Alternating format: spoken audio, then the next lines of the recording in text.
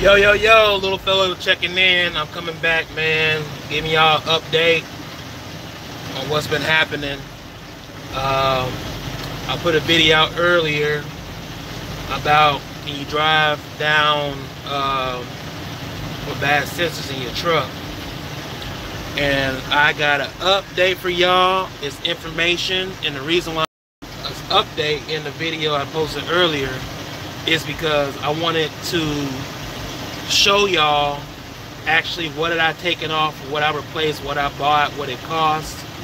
I searched the whole internet looking for information, and it was very scarce for a DD15. A lot of people was posting things about other engines or other or whatever the case is, or other trucks like Volvos and so on and so forth, and I ain't got that. So I'm gonna show y'all what I did, what I used, what it cost. So stick with me for a little minute. I'm gonna try to make this quick. Let me roll the window up. I want to make sure y'all can hear me for this one. So the problem started when I was going down the, just a quick recap. I noticed my oil temperature was going haywire. It was reading 230, 240, even 250 Fahrenheit, and all my other gauges was normal. It threw a check engine light when it got to about 244, 245, but it didn't throw up the malfunction light, and it didn't throw up the stop engine light, you know, to protect the engine. So when it did that, I rode for maybe 10 miles like that, and eventually the malfunction light did come on. And what happened afterwards was the coolant temp fell off, the oil temp fell off, but the oil pressure still was reading properly, and I believe that's why the truck was still running. So what I did was I went to a freightliner dealer in Atlanta, and I purchased 3 sensors, 2 of them being the same, which is the water coolant temp sensor and the oil coolant temp sensor are the same for the DD15 engine. But the oil pressure sensor is different and it's bigger. And I'm gonna tell y'all right now, if y'all ever have to do this, find an AutoZone, find a Advanced Auto Parts, Napa, whatever, because you're gonna have to buy the socket separately. And I'm gonna see real quick if I can locate what it is. I know I moved stuff around in this truck because I was doing stuff to it. Here's the bag. How y'all doing tonight? How y'all doing tonight on this Friday night, for those who's watching or who's gonna watch after the video posts? Okay, here's the socket that I bought for Advanced Auto Parts for the oil pressure temp sensor. I recently bought a $250 toolkit that has all the sockets, all the extensions, all the wobble joints, everything you would need, but it didn't have this size. This size is actually bigger than the biggest one I had in the toolbox. It's happened to be a 27 millimeter size. But the problem was that it's not a deep socket, and I didn't realize that when I bought it. So I kind of screwed myself, but luckily somebody else had a deep socket in the size at the truck stop I'm sitting at, and they did me a really good solid and helped me out and get this matter taken care of. So definitely purchase you this right here if you're an owner operator, or lease purchase even. Definitely save you some money, and it'll get you off the side of the highway. I also advise you to buy spare parts like sensors and such.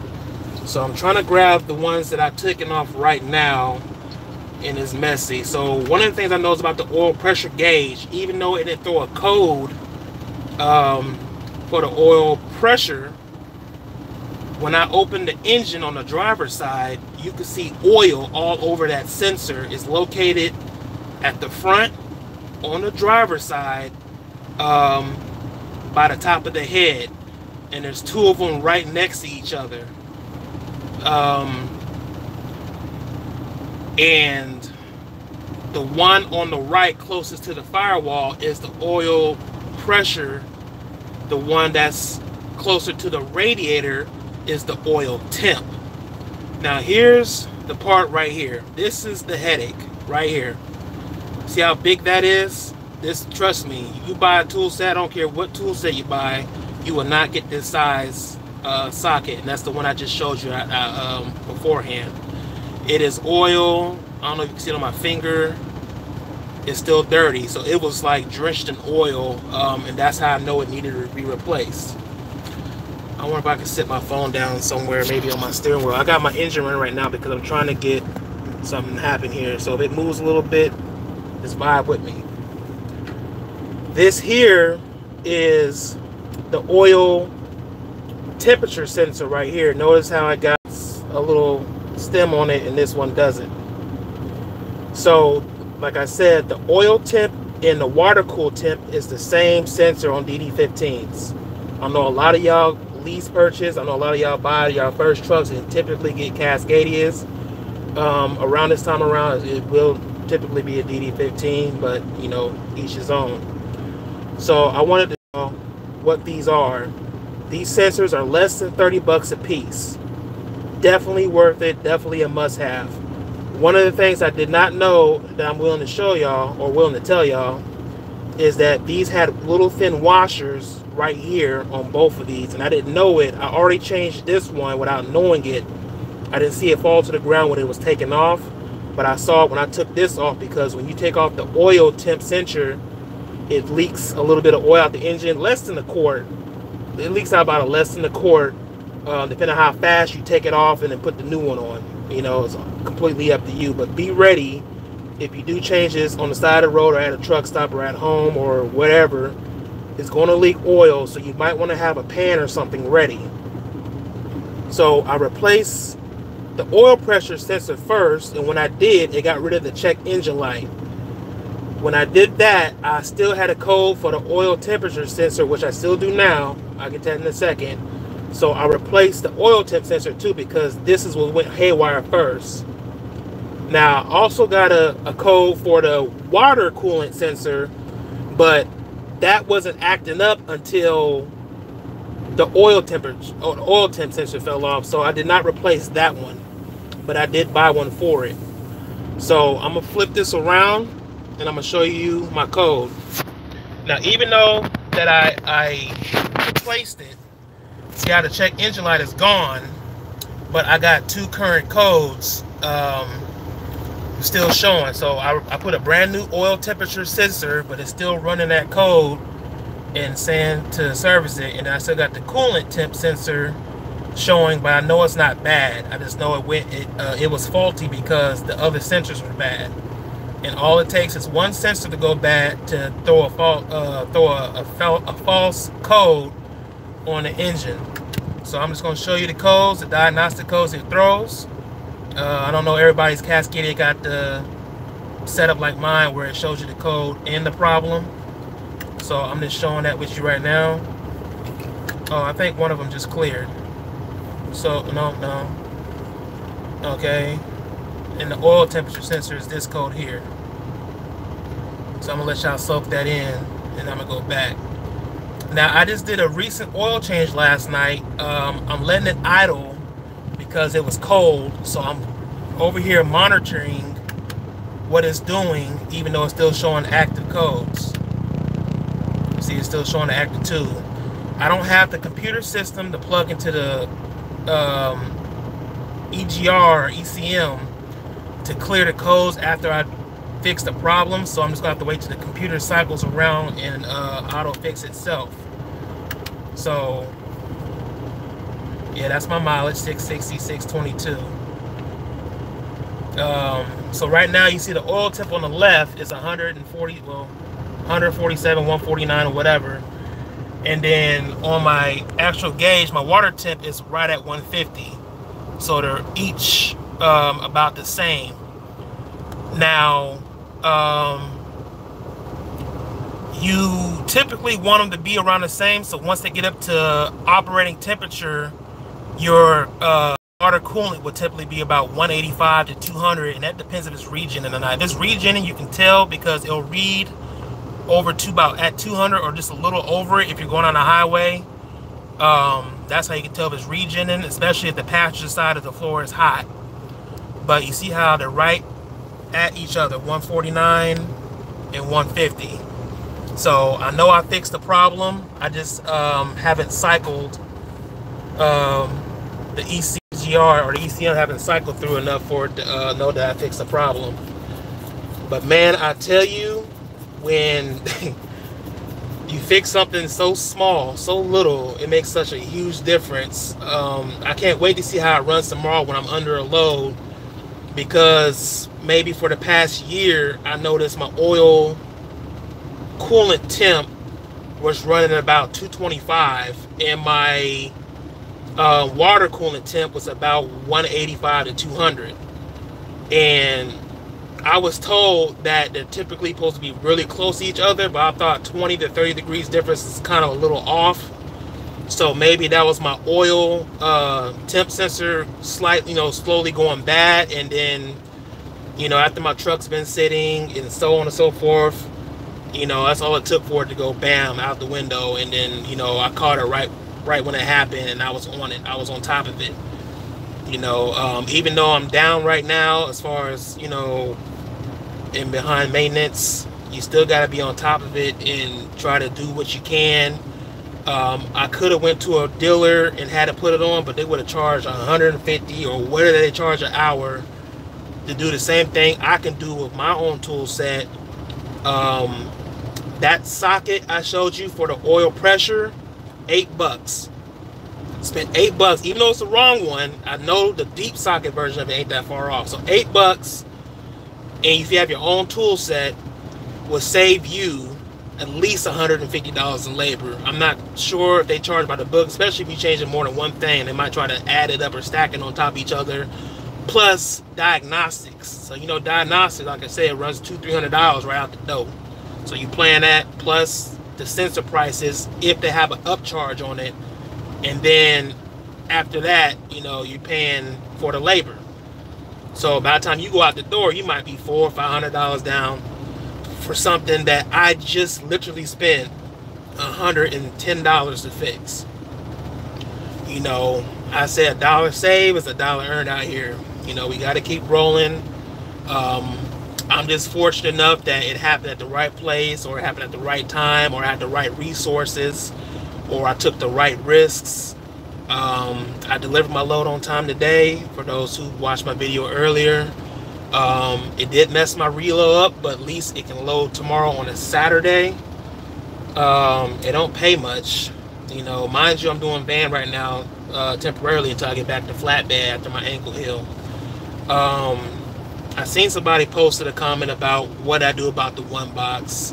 I was gonna make a separate video about it, but I'll touch on it a little bit in this video. So Freightliner, the first time I went to Freightliner, they hooked it up to the computer system and did a regen on it. At the current time, it just had the malfunction light on just like it is now without the check engine light. What they told me is that during the regen, the temperature is supposed to get to about 700 degrees, and it was only getting about a little over 500. So with them not knowing exactly why, or figuring it might be the DPF filters might need to be changed, they automatically assumed, based off of what the computer told them, that I needed a whole new one box. And anybody that know about a one box, it goes on the passenger side. It's that big aluminum box with like 100 sensors on it, with 2 DPF filters internal, and it has 2 internal filters that you cannot change. Once those internal filters is clogged, it's clogged. That's definitely, you need to buy one box. So I kind of thought that could have been 2, but I'm like, no, my truck is too new. It can't be that. So when I got back in the truck, I had advice from my mentor and some experienced drivers to tell me to drive my truck. Just go ahead and drive it with the mindset that you need to save to get a one box. So that's what I did. I drove the truck. It might have took, I did a load up to Chicago last week when there was that freezing temperature shit. Any of y'all drove to that blizzard? I drove to 2 blizzards going up and down. It was like -10, -15 degrees or something crazy, and I let my truck idle all night because anybody know you in frigid weather like that, do not cut your truck off. Do not cut your truck off, let it cool off, sit for 10 hours, and then try to start it in the morning. You will be for a rude awakening if you try to start your truck, because it starts off a compression. You know what I'm saying? It's not like a car where you can just start it off gas and then boom, it fires up, you know, with the field, you know, with the direct injection and all that new technology stuff. I came back down. There's a small mini store in that. I'm trying not to go too deep into it, but the first hint was I was popping a fuse in my fuse box. It's a 5 amp fuse and it goes to my ignition. I reloaded in Chicago that same day or the next morning or whatever after I delivered, and when they finished loading me, I got out the truck and the truck just shut off for no reason. It didn't give me no warning. It didn't say stop or nothing. It just shut off immediately. When I got back in the truck, I was wondering what the hell happened.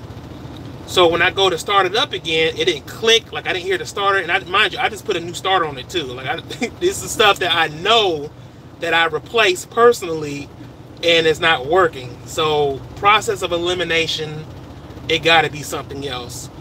So the first thing I went to go check was my batteries. Mind you, I got a system in my truck, you know, subwoofers, amps, and all that stuff, which I'm still gonna do another video about that. I know I done said it to you in like 3 different videos. I ain't got around to it.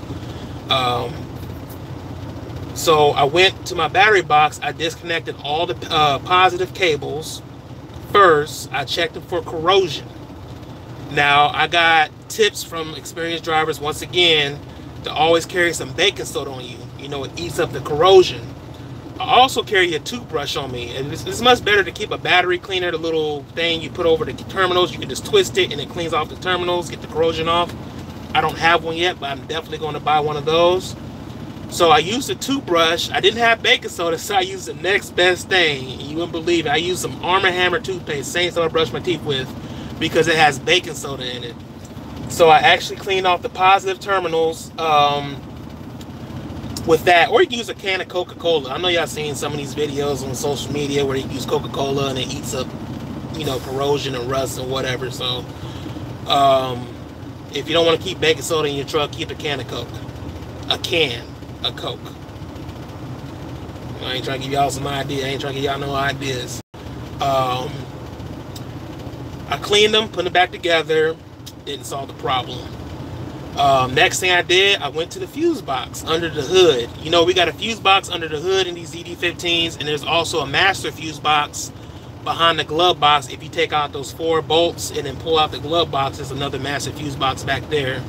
You know, that controls like your mirror heaters and SAM relay and all relay switches and all that, whatever. But under the hood, I checked all the fuses. I ended up buying the tool, and one thing I did not have, and I have now because of this experience, is spare fuses. I went to Lowe's and bought these spare fuses. I think there was about 20 bucks. Assorted fuses. You must have them, because I didn't when I popped the fuse. And trust me, in Chicago in the winter when it's cold and your truck is not running, even though I got an APU with a heater on it, you pop a fuse and you don't got a replacement fuse, especially as, you know, as part of your pre-trip, you'll get a ticket for it. And then I also got me one of these right here, where you can turn it on like this. It got 2 different settings on it, and you can find out which fuse is hot and which one's not. You know what I mean? Definitely come in handy. So I ended up buying this stuff last weekend. But anyways, I figured out the 5 amp fuse was popped, and it controls my ignition in my communication or something like that. I would have to read it to y'all and do a thorough video to show y'all exactly everything I'm talking about. But I ended up borrowing a 5 amp fuse from another driver that was loading where I was, and I put it in, and the truck started right back up. So I thought I was good. So I get on I-55 South in Chicago in rush hour and come up on 294, And while in traffic, my truck shut off again. Same way. I was like, oh my gosh, you gotta be kidding me. So I had to put out the triangles, and you know, traffic was pissed at me. Thank goodness they didn't run my triangles over. You know, some people can do that shit and get away with it because I can't chase them on foot. But I did that. I asked a couple truck drivers that was stuck behind me that was trying to merge over. You know, I might have asked maybe about 5 different trucks if they had spare fuses. Shockingly enough, none of them had spare fuses. You wouldn't believe how many truckers don't have spare fuses. And I bet some of y'all that watch this video ain't got it in your truck either. But if you do, good for y'all. You better keep them. Don't think you don't need them because you're a company driver or a lease purchase or the truck is newer or whatever. You'll never know when you need them. Anyways, what I end up doing is I went to my master fuse box, took out a 10 amp for my left mirror heater, and put it in my truck in the 5 amp spot to get it started and get it moving. Now, it got me all the way back to where I needed to go to deliver my next load. I let my truck sit all weekend. When I get back to start it again, it threw my check engine light, my malfunction light, my stop light, everything came on. When I checked the code, it said no communication detected from the EGR or whatever. And I'm like, what the hell happened? So when I did that, I took it back to Freightliner, and when they looked at it this time, they told me I need a wiring harness for my one box. I said, a wiring harness? He said, yeah. I said, well, how much is that gonna run me? I have the bill right here. The wiring harness runs $400 for the one box. I'm gonna tell you that right now. Some of y'all mechanical savvy might think, well, okay, it's a wiring harness, so why don't I just cut and splice the wires and tape them back together and all that? No. Can't do that with the wire harness for one box. If you do, it must have been just one wire, but I had a few wires that was damaged. It was rubbing up against the frame of my truck. It was grounding the frame of the truck. That's why it was popping my fuse under my truck.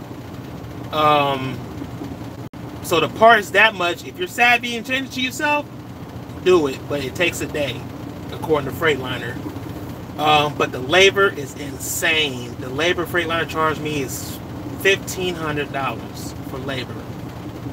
So that ran the bill up, plus taxes, shop supplies, and fees, or whatever. It brought to about $2,200. $2,200 for a wire harness on my one box. Now, am I pissed about it? Kind of, not really, you know, because I thought I needed a one box.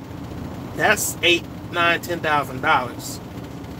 But I really just needed a wire harness for it. And when I asked the guy, I said, did you regen it after you replaced the wire harness? He said, yeah. I said, did the temperature get up to normal when you was regenning? He said, yeah, everything regen just fine. It didn't throw no codes, no computer, or nothing. I said, huh. I remember first time I brought it in, I didn't say this to him, of course, but I was thinking it. I said, I remember first time I brought it in, y'all said I needed a whole new one box. Y'all didn't say nothing about the wire harness. I'm going to tell y'all, if y'all ignorant to the fact that you don't think your truck, that you believe anybody, any mechanic, to tell you about the same truck you drive, sleep in, whatever, every day, they're going to make money off of you. I could look at somebody's truck right now and it ain't regen, and I can sit there and tell them, oh yeah, you need a whole SCR inlet valve, or you need this and that. And they will think about it and they'll probably believe me. But in reality, they might just need a depth dozer. And a depth dozer is cheap. And it's easy to replace. But see, a lot of people that lease purchase and become owner-operators and buy these new emission trucks don't know nothing about the regen system. I done went through this whole regen system. I know there's an inlet screen filter. I know there's a DF filter. I know there's a depth dozer. I know there's a depth pump. I know there's an airline that runs to it to do your regen. If that's not at 120 psi, it won't regen properly. So if you got an air leak out of that hose and you're just throwing regen codes, that's another reason why. I done went through this whole thing. So I done changed everything on my depth system except the one box itself, and I haven't got my DPF filters clean yet. My truck been regenerating like crazy since they changed that harness, which makes a lot of sense. But I do notice my turbo, the power of my engine has increased, and it performed a lot better up until the sensors went out. So now I've replaced the sensors. I'm just waiting to see how it performs tomorrow. I'm still warming it up. My oil temp is at 162. My water coolant is 160.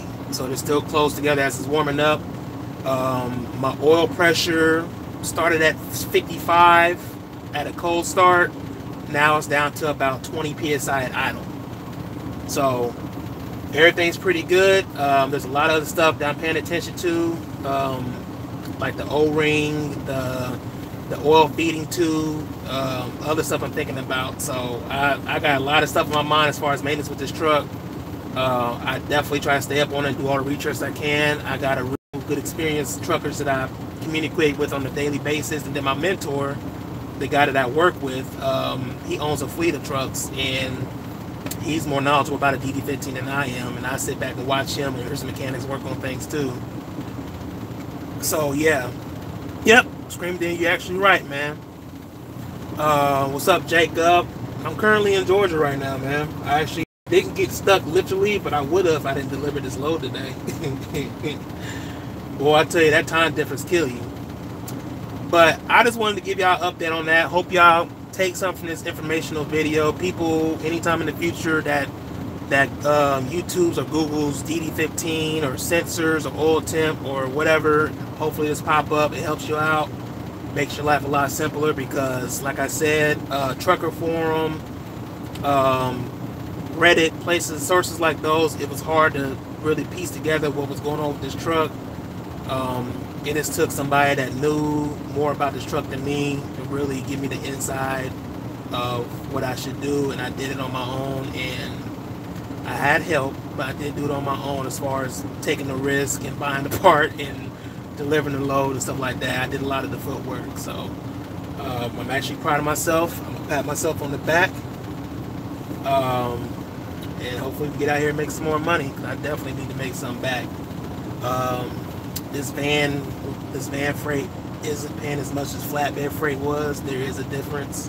Of course, if you're plugged in with certain brokers, I'm pretty sure you can get good van loads that pays as much, if not more, than flatbed, but I ain't got that pull yet. You can also look into picking up a DVD online. Okay, I'm looking at that. See, all information is good, and I think a lot of us truckers is out here that's trying to nah, man, it's just that Verizon 4G. That's all. I know earlier my video was kind of the connection was kind of bad, but that's because I was in motion, but now I'm sitting still, so I ain't got no lag. But I'm definitely about to hop on this Call of Duty Black Ops 4. I'm about to play me some Blackout. Yes, I do got it wired in the truck like that. I got the flat screen in the back, and I'm about to kick it tonight, chill. I got Waffle House behind me and probably give me some breakfast in the MO. Head to my pickup and keep it moving forward. I appreciate y'all watching this video, and hope y'all learned something from it, and just stay up, stay aware. All right, y'all, I'm out.